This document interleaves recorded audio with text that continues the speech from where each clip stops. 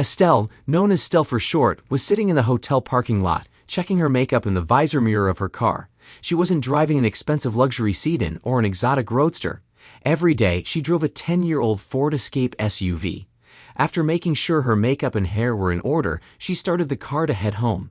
The clock on the dashboard showed it was just past 11 p.m. The drive home would take about 15 minutes, so she would arrive earlier than she had told her husband, Derek Dodd, on the way home. Estelle shifted slightly in the leather seat of the SUV, thinking about the last 4 hours she had spent with her acquaintance in a hotel room. Austin was 6 years younger, tall, broad-shouldered, and had an athletic build. A chance encounter at a Chamber of Commerce meeting 8 months ago led to a series of lunches and then dinners, culminating in a pleasant evening at a downtown hotel. These encounters became regular, happening in the evenings and sometimes during the day when an opportunity presented itself. As she pulled into the driveway, Estelle noticed a dim light from the television seeping through the curtains in a home office. Derek was probably watching one of his TV shows, waiting for her to come home. Exiting the car, Estelle took a deep breath to calm herself. Derek would likely expect her to share some details about where she and her colleagues had been and what they had been doing. The practice of the last few months had sharpened Estelle's storytelling skills as she entered the house. Estelle placed her purse on the hallway table and headed straight to the office. As she expected, Derek was there, watching TV. "Did you have a good time?" he asked. "Yes." "Where did you go?"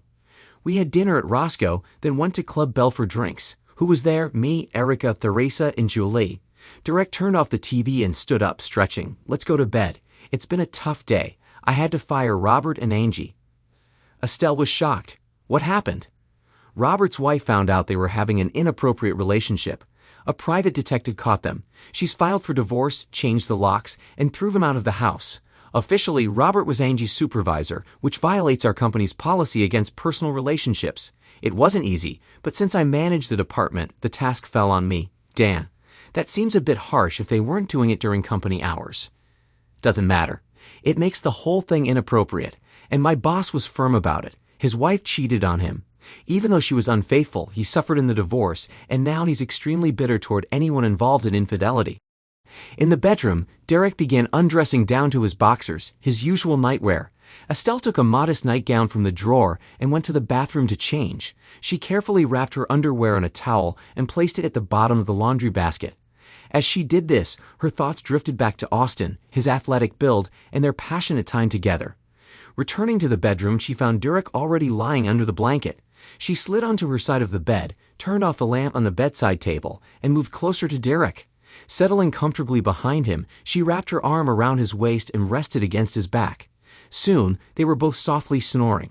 The next day at work was a great one for Estelle. Contracts for 2 houses were nearing completion. She closed a deal that brought her more than $12,000 in net profit, and she had 3 showings that day. Life was good. Since she had gotten her broker's license and started working independently, her income had more than tripled, matching Derek's earnings as a lawyer. The closing went smoothly, and the management company promised that the commission check would be transferred to her company's account by the end of the business day. After enjoying a delightful lunch at her favorite downtown restaurant, Estelle headed back to the office. She had a spring in her step and a smile on her face as she walked through the front door, glancing at her suite and the petite secretary in the reception area. Estelle was surprised to notice a flicker of fear in the young woman's eyes. Before Estelle could approach the desk to find out what was wrong, a man rose from one of the chairs in the reception area and called out to her, "Estelle Matheson." Estelle turned around. It was quite unusual for someone to call her by her full name. "Yes, can I help you?" "May I see your identification, please?" "For what reason?" "It's a matter of legality and requirements." "What legality?" The man sighed. "Ma'am, I must verify your identity before I can proceed with our business." Estelle's face showed a brief expression of annoyance, but she found her driver's license in her purse and showed it to the man. He compared it with a note card attached to a thick manila envelope he was holding. Estelle immediately understood that she was being served legal papers. In her real estate agency, it wasn't unusual for her to receive such documents. She relaxed a little when the man handed her back her license along with the thick envelope. "Miss Matheson, you've been served." "Thank you. I assume one of our clients is unhappy with our service." The man gave her an almost apologetic look. "Probably." He turned and quickly left. Estelle watched him go, then turned and headed into her office. She placed her purse on a bookshelf and sat down, tossing the envelope onto her desk. She needed to address a few errors in the reports, but first, she wanted to check her email. One of today's showings had been canceled, which was disappointing for her. After dealing with her emails, she turned her attention to the thick envelope. Wondering what kind of lawsuit she would be facing, she opened the envelope and pulled a stack of papers onto her desk. As the papers settled on the table, the slight smile on her face disappeared. Her eyes fixed on the heading of the first page, Dissolution of Marriage. Grabbing the stack of papers, she looked closer and saw her name in Direc's. A sob escaped her throat as she started to process what she was seeing. What the hell? Direct had filed for divorce. Estelle continued reading. She suddenly realized that the divorce filing was due to marital infidelity. A shiver ran through her body. Derek couldn't possibly know about this. She had been too careful. He hadn't noticed anything. Throwing the stack of papers aside, she saw a pile of color photographs. Nausea hit her as she flipped through the photos, showing her and Austin in compromising positions. The expression of joy on her face only made the nausea worse. Turning away from the desk, she vomited the remnants of her expensive lunch into the wastebasket. Grabbing a napkin, she wiped her mouth. When she turned back to the desk, tears filled her eyes. Oh my God, Derek knows about Austin. I have to tell him. Stell dialed Austin's number from her speed dial and waited for him to answer. She was surprised when a pleasant female voice informed her that the number she was calling was no longer in service. Austin's company phone couldn't be disconnected. After the call ended, she quickly scrolled through her contact list and found the number for the accounting firm where Austin worked. Dialing the number, she waited for the secretary to answer. Higgins, Clark and Proper Accounting Consultants. How can I help you? Austin Dickerson, please. I'm sorry, he no longer works here. Stell was stunned into silence. The voice on the other end continued. Would you like me to direct your call to someone else? Stell's mind froze. She heard the secretary repeat the question, but Stell hung up, grabbing her purse. She shoved the papers and photographs back into the envelope and stuffed it inside. As she rushed past her own secretary, she nearly shouted, Crystal, cancel all my meetings. I'm not coming back today.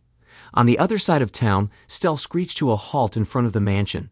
Rushing to the door, she rang the doorbell several times and, without waiting for a response, started banging on the door, calling out repeatedly, Austin, Austin, open this door. Finally, after 10 minutes of pounding and ringing, the lock clicked and the door swung open. Austin stood inside, looking as if death had overtaken him. His posture was slouched, his face calm but expressionless, and there was a sadness in his eyes. Stell gasped when she saw him. What happened? Without moving or stepping aside to invite her in, Austin spoke slowly, with no emotion. I got fired today, the moment I walked through the door. Something about behavior that brought bad publicity to the firm. No warning, no severance, and a promise that I won't get any recommendations. I'll have to move and start over. What? I don't understand. What did you do? Apparently, I slept with the wrong married woman. According to Jeff Parsons, the senior partner, who I now know plays golf with your husband almost every Saturday, having an affair with a married woman is absolutely unacceptable, especially if her husband is the boss's close friend. Stell leaned against the doorframe. The nausea returned. She heard Austin's voice again and focused just enough to catch his words. Leave, Stell. Don't come back. My life is a complete mess right now. The door slammed shut. Stell pressed her back against it, starting to plead. Austin, don't push me away. Please, I need you. Derek has filed for divorce. I have nowhere else to go. I don't care, Stell, you can't stay here. Stell couldn't hear anything else. She returned to her car, sat in the driver's seat in a daze, and tried to plan her next move. It took a conscious effort to start the engine. With no clear direction, Stell pulled out. When she finally became aware of her surroundings, she jolted. Her subconscious had brought her home. Derek's car wasn't in its usual spot, so she pulled in, opened the garage door, and parked inside. Once the door closed, the garage was plunged into darkness. The house was quiet. Stell tossed her purse onto the kitchen table and looked around miserably. Suddenly, a thought struck her, and she rushed to the master bedroom.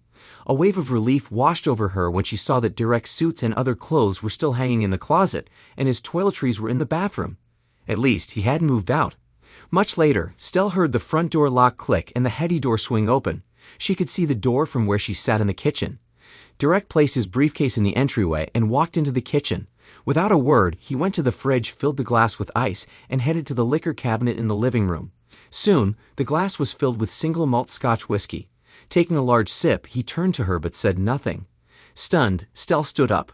Derek, I can explain. It's nothing. Derek listened, sipping his scotch. He slowly walked over to the kitchen and gestured toward the small breakfast table by the bay window, which extended into the kitchen. He waited for her to sit down. His voice was calm and steady. Stell recognized that voice. It was the one she had heard him use in the courtroom. Nothing, I suppose so. Compared to the year and a half you spent with Vincent, or the 2 years you spent with Carrie, or the year when you had your fun with Peter, the last few months probably are nothing. Stell's breath caught, and she felt as if she had been hit with a brick that he knew everything, not just about Austin. Seeing her reaction. Derek, ever the lawyer, continued. Was it more than your affair with Jackson when you decided to open your own agency? Stell's head began to shake from side to side in denial. She tried to speak, but could only manage a muffled moan between sobs.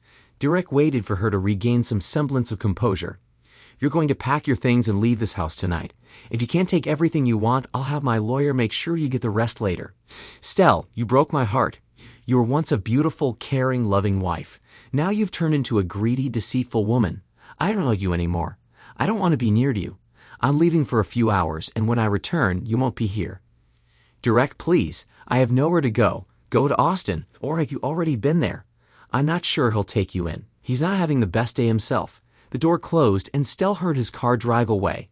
Sitting alone in the dark house, she realized her entire world had just collapsed. Taking a deep breath, she went upstairs to change and pack what she'd need for the next few days. As she packed, her mind raced, trying to rationalize the situation and bring some order to the chaos that had descended. By the time she had packed 2 suitcases, her toiletries, and a few keepsakes, she was no longer upset but furious. Dragging her luggage downstairs, she left it by the garage door. She turned to the office, grabbed a glass, filled it with ice, and poured herself some whiskey, returning to the kitchen table. She took the envelope from her purse and began to read carefully. By the time she finished, she was boiling with anger. She voiced her frustration aloud in the empty house. That son of a lady. She looked over the divorce document again. She couldn't believe what she was reading. That person had set me up. It had taken years, but he had played the long game. Everything he had done for the past 6 years had a purpose. I remember when I decided to open my own agency. He had been so supportive and thoughtful. He had offered to handle all the legal work to set up the agency. I never knew that the LLC belonged to a trust with him as the sole trustee. Everything I had worked for and built over the last 6 years was now out of my control. Everything I thought we owned together actually belonged to a legal partnership. The house, our cars, even the beach house for retirement were beyond my reach. His pension was worth almost nothing. He had funneled most of the funds into trusts for our grandchildren, making them inaccessible to me. For the past 2 years, he had been working in the partnership for a pittance. Everything he earned, aside from his meager salary, was held in trust by the partnership, waiting to be distributed. I have a few personal cash accounts and several personal credit cards. The divorce documents make it clear that Derek's intention was to take everything from me and leave me as destitute as possible. Derek hadn't even had the courage to openly discuss the situation with me. He had simply detonated the divorce proceedings unexpectedly. Her boiling anger transformed into searing hatred. Everyone I thought I could rely on had turned their back on me. Austin had discarded me without hesitation. My beloved husband Derek had manipulated me and plotted against me for years to orchestrate this. The more scotch she drank and the longer she thought about it, the angrier she became. By the time the bottle was empty, her rage had turned cold and calculating. If Derek wanted a war, I would give him one. My life is over. He has taken everything I hold dear and everything I have worked so hard for. It took still only a few minutes to devise my plan. If Derek could drop bombs, I would resort to nuclear weapons. I have nothing left to lose. With no marriage, no husband, no lover, no business, and no future, I feel cornered. A grim determination gave her strength as she began executing her hastily devised plan. 2 short phone calls and everything was set in motion. After gathering everything she needed, she sat down at the kitchen table and waited. Derek arrived 2 hours later. He answered her call, surprised that all she wanted was to talk before leaving the house. After listening to her pleas on the phone, he realized he still had some feelings for her, so he relented and agreed to meet. Entering the house, he was surprised to find it still dark and quiet. He could barely make out her silhouette sitting at the kitchen table. Her voice reached him, surprisingly soft and soothing, though her words were slightly slurred. "Come in, dear. Sit down. I'm afraid I finished all the scotch. You'll have to find something else." "It's okay. I'm fine. Then sit down. We'll begin in just a minute." Noticing he pulled out a chair and sat, he noticed a thick envelope and its contents on the table. An empty whiskey bottle and glass were nearby. Stell appeared calm and relaxed. They sat in silence for almost 10 minutes, neither speaking. Stell watched Derek intently the entire time. Derek looked around in confusion. When the doorbell rang, Stell didn't move but called out, "Come in, Austin." Derek was stunned when Stell's most recent lover walked through the door. The look on Austin's face when he saw Derek was almost comical. Stell brought him back to the moment. Austin, come in and have a seat. Austin, in a daze, crossed the room and sat down at the table. Stell smiled softly. Good. Here we are, a lovely group. I just want you both to know how much I appreciate finally learning who you really are.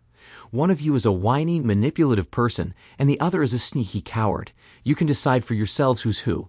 It seems I have no prospects. My business is no longer mine. My lover is no longer my lover, and my husband has declared he's no longer my husband. At this point, I'm alone. I need nothing, and I feel nothing for either of you. Derek, I can't believe you spent so much time and effort setting all of this up. Why didn't you just talk to me when you found out about Jackson? We could have worked things out. It didn't have to come to this.